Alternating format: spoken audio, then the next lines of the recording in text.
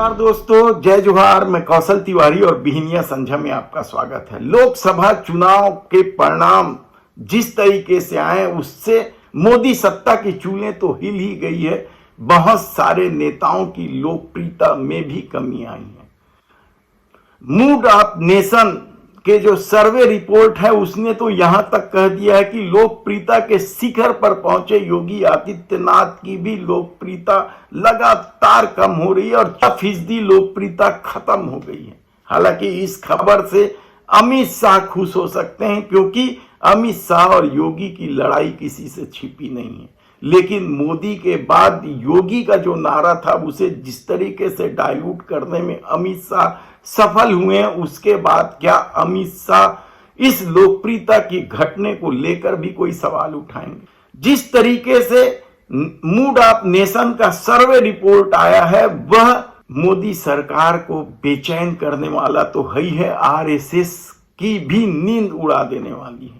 क्योंकि इस survey report में जिस तरीके से देश के प्रधानमंत्री नरेंद्र मोदी से लेकर योगी आदित्यनाथ और भारतीय जनता पार्टी के नेताओं की लोकप्रियता लगातार घटने लगी है और विपक्ष के नेता, चाहे वह राहुल गांधी हो, अखिलेश यादव हो, अरविंद केजरीवाल हो, इनकी लोकप्रियता लगातार बढ़ रही है। हालांकि यदि नंबर के हिसाब से देखें तो भारतीय जनता पार्टी के सबसे बड़े राज्य के मुख्यमंत्री योगी आदित्यनाथ अभी भी नंबर 1 पर हैं। लेकिन जिस तरीके से उनकी लोकप्रियता घटी है ये मूड ऑफ नेशन अपने सर्वे में बता रही है और जिस तरीके से अखिलेश यादव की लोकप्रियता लगातार बढ़ रही है वह आने वाले दिनों में उत्तर प्रदेश ही नहीं देश की राजनीति की भी दिशा तय करने वाली है।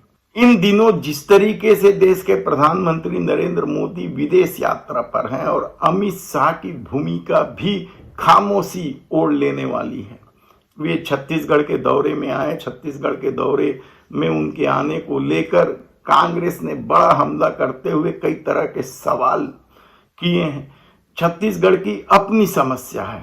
नक्सलवाद को लेकर जो बैठकें होने वाली है उस पर क्या निर्णय होगा, क्या बरसात के बाद कोई बड़ा ऑपरेशन शुरू होगा, ऐसे कई तरह के सवाल उठ रहे हैं। इन सवालों के बीच सबसे बड़ी दिक्कत तो महंगाई, बेरोजगारी और यात्री ट्रेनों का लगातार रद्द होना है।